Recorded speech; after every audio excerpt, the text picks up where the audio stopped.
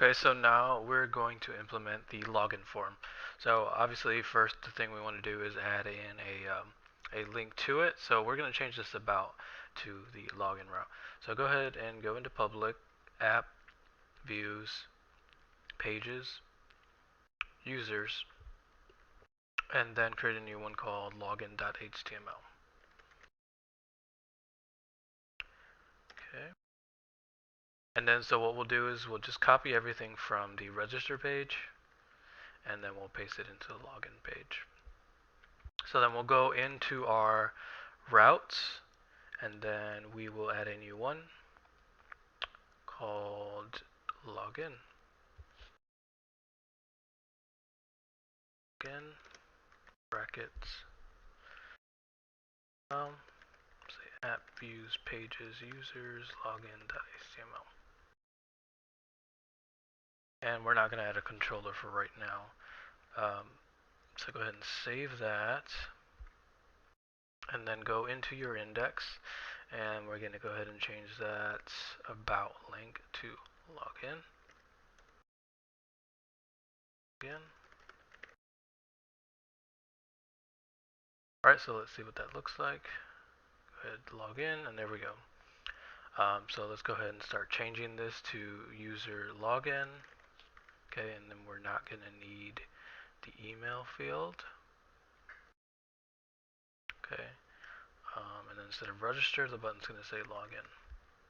Okay, and you'll see that's starting to look a little bit better there.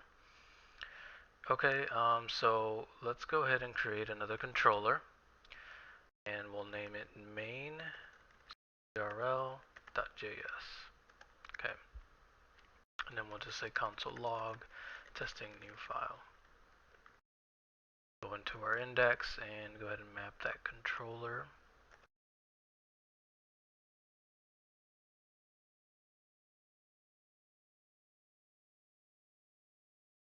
Okay, and let's test it out and see if it's mapped correctly. There we go. Got it going. So go ahead and delete that, and we'll say Angular module. We'll name our module main controller with no dependencies. We'll add a actually, we won't add a configuration. What we'll do is one sec, I'm trying to think here. Okay, actually what we'll do is we'll add this to the routes file, or I'm sorry, the app configuration file, right? So we inject that right here. Okay, and then we can close that out. Next thing we want to do is go ahead and create our controller. And we're going to name the controller main CTRL. Okay, and pass in a function to test it. Say, whoops, testing main CTRL. Okay, so make sure you grab this controller name. So instead of adding it to the route like we did on the other pages, in the other routes we added like the individual controller here. We're not going to do that with this one. What we're going to do is we're going to inject it into the index. The reason for that is because we want this controller to maintain on all views, right? Because it's going to control our user being logged in. So right after where we put app, we're going to put controller, ng controller, and then we'll say main control as main. Okay. And so that was just like before. This is kind of like the nickname for that controller. Okay, and so now we can go ahead and test that and just hit refresh there. And you'll see testing main control. Now if you go to any route, even the register one, go ahead and hit refresh there. You'll see it's still mapped because we have it linked to the index. So since the index is basically the template for our page, is our HTML page, it's going to be attached to every page. Okay, so let's go ahead and start capturing the data from the login form. Okay, so what we'll do is let's go ahead into services folder. We're going to create a new service called auth services, right? Okay, go ahead and do the console log test.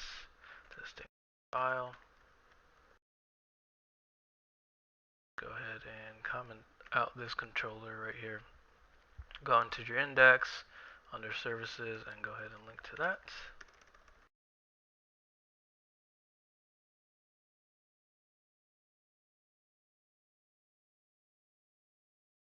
Okay, and let's test it out.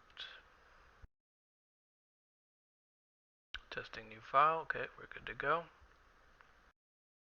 So then we'll just create a module. This one, auth services, config. Then we're going to test this out.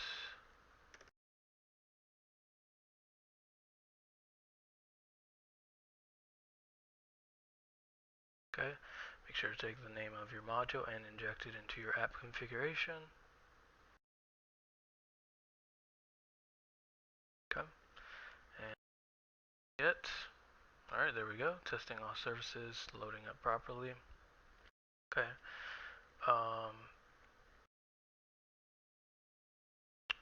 Where was I? Okay, so next what we're going to do is we're going to turn this into a factory just like we did with the other file. So this factory is going to be created for all the custom functions like registering and stuff.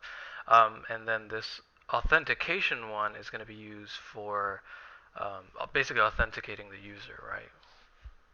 Logging in, checking if the user's logging in, all those sort of things. So what you can do is just copy this one right here, and we'll just paste it at the bottom to sort of copy or mimic it, or if you want you can even paste it here and just do that. Okay, but instead of user we're going to actually name it auth. Okay, instead of user factory, auth factory. Okay, auth factory. Now instead of create we'll do login. Work login. Okay, so for right now this isn't going to work because we haven't created a backend to do logging in for us, right? So go ahead and go into the app folder, into routes API. So this is our user registration, and we could even go ahead and mark that here something. Registration route. Okay, so we'll just create a new one down here. User route. Okay. Okay, so we'll go ahead router.post and we'll say, say authenticate. Okay, so that is going to look like this. It's going to be localhost port, and mine is 8080 API/authenticate. Okay, so let's go ahead and continue and pass in the function request response. There we go. Okay, so let's go ahead and build a test really quick. We'll say res send testing new route. Okay, so then go ahead and open up your Postman or Arc or whatever program you're using, and go ahead, and I've already typed it up here as a post request, and then I'll just hit send. Okay, and then we get that testing new route as a response. Okay, so let's start building into this, and what we'll say is user.find1. Okay, and so what we're going to do is search for a user by, we'll say username. Request.body.username, so we'll take whatever username is provided in the request and we'll search the database for that username. Then we'll say select, and this is what we want to select out of the database, and we'll use email, username, and password, right? Right now I think that's every field we created, but we'll be creating more down the line. And then we'll say .execute, and we'll say pass in a function that has an error or a user. And if error, then throw that error. Actually, we don't need to put in parentheses. Else, this is how we're going to start to authenticate the data that we're being sent. Basically, comparing it to the database and seeing if that user exists. Okay, so we'll go ahead and we'll say if user, actually if not user. In other words, if the user doesn't exist, then we'll respond with JSON. And we'll say success false, message could not authenticate user. Okay. Else if user does exist, then we'll start password validation, right?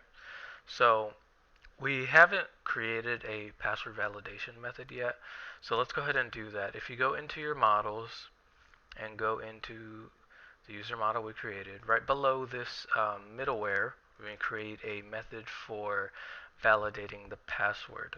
Okay. So the way you do that is you type in user schema.methods, and basically what this is, you create a custom method for your database. You can name it whatever you want. I'll just name it compare password. Okay. And it's going to return either true or false, right? And so the way we get that true or false is with bcrypt. If you remember, we used that a few videos ago. So if you go to the bcrypt website, go ahead and just copy over any one of these. And I'll just paste that at the bottom down here. So we're going to say return bcrypt.compareSync. We're going to say, so in order to compare passwords, we have to pass it into the function. So we'll type in password. And so we'll say compare the password provided by the user to the hash. Okay? So we'll say password, comma, this password, right? So in other words, we're saying compare the password that the user provided in the login, right? We're going to pass that in a function on our API and compare it to this password of this current user. Okay, and so we're going to go ahead and invoke this method. And the way we do that is right here in our application when we're checking for password. We're going to say compare password. And remember, we have to pass in a password, so we'll say request.body.password. Okay, and that'll pass in that password into that custom method. And so let's just we'll say in order to compare it of this current user, we'll just type in user.comparePassword, right? And then what else I want to do is assign that to a variable, and I'll just call it valid password, okay? And the reason for that is because I'm going to use it in a second here. And so at this point, we have a valid user, so we'll say if valid password, actually, we'll say if not valid password. Because if there is no valid password or the password doesn't match, then we'll respond with an error message. We'll say success false, message could not authenticate password. Okay, and then we'll do one final else, and at this point we validated the user, we validated the password, and so we can just respond with success.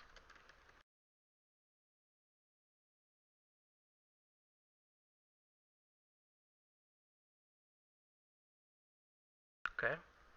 Okay, so then let's go to Postman, and if you'll hit send, you'll see you'll get that could not authenticate user. You'll get that same error if you're in Arc or one of the other ones.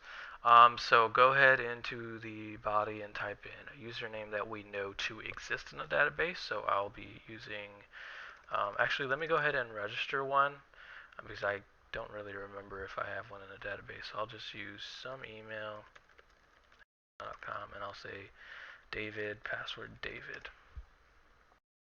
Okay, so now I'll type in a user that I know to exist. So I'll say username, David, password, David. And then hit send on that request, and you'll see success true, message user authenticated. Now let's go ahead and try to change that password and see if what happens. Okay, could not authenticate password. Likewise, let's try to change the user. And it says could not authenticate user. Excellent. Now, one last thing that we haven't touched on, and you'll notice if you delete the username, right? So just delete it all and you send a request, could not authenticate user, right? But if you type in a username but leave the password blank, you'll notice you'll get this error here. It'll just keep loading the request, never ending. The reason for that is because after the user becomes true, we try to create this variable here, but there is no request.body.password, so we can't get past this step. So what you want to do is you don't want to execute this unless there is a password, right? So we'll say if request.body.password is true, then do this. Okay. Actually, let's go ahead and put it in brackets so that we can do an else and say request or respond with JSON, success, false, message,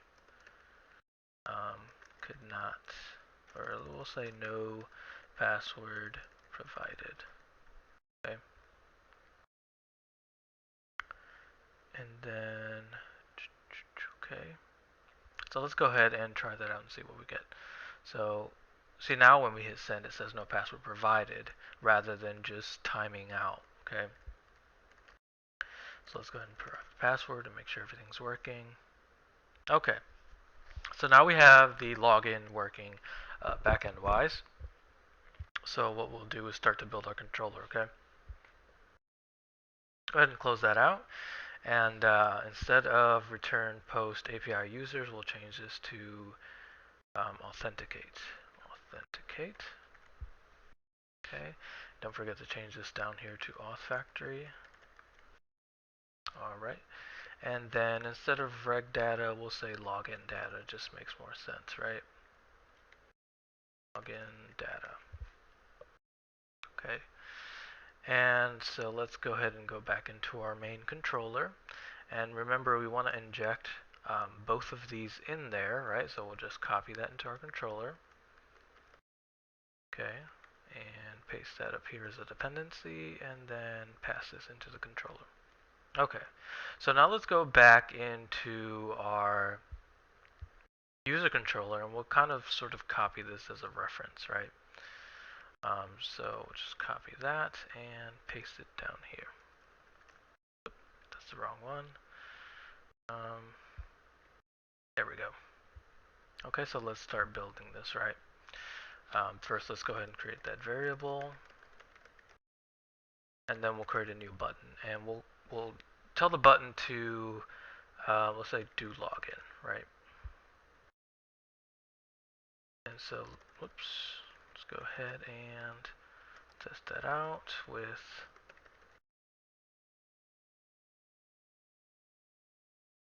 okay.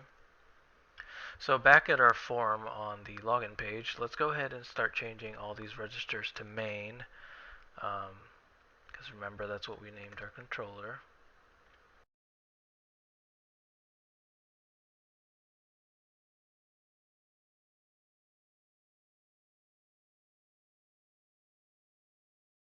Okay, and then change reg data to what we created before, which was login data. Okay. And then one final one, instead of reg user, we'll say do login, because that's the function we created, right? So what we'll do actually is, I want to just actually copy all of this because it's going to save a lot of time, and I'm just going to paste it over. Should have done this in the beginning, but so just bear with me for a sec here. Okay, go back to the user controller. Okay, there we go. I just wanted to make sure I copied everything over properly. So we'll just change reg user to do login. And instead of user.create, we'll say auth login, right? We've already passed auth up here, so we just need to pass in timeout, and then location, right, because we use it here. Okay, let me just check this data, make sure nothing. Okay, change reg data to login data. Okay, thing right here, login data. Alright, just doing the final check here. Okay, everything looks good. This should be working. I'll go ahead and hit save on that, and we're gonna go. Actually, for redirect, let's redirect to the about route. Okay, so go ahead and hit save on that and refresh. And let's attempt to log in. We'll say David. Okay, user authenticated, redirecting, and there you go. It took us to the about route. Now let's try to log in with something incorrect. We'll say, let's just try it with nothing in the form, see what we get. Could not authenticate user. Okay. And we could even go in here into the API and do the same thing that we did with a password. Not even attempt anything until we know that we have request.body.username. We could do that, not really necessary, so it's really just on your preference, but I think this is okay because we're going to add Angular authentication later on to check for the username anyway, so this is fine. So let's just go ahead and try that without a password, no password provided, and let's go ahead and provide a incorrect password.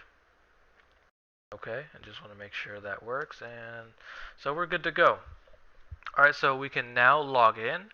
However, the next step is going to be to create a session so that the user stays logged in and we can read their data. We know who's logged in. We can display their username up here or something like that.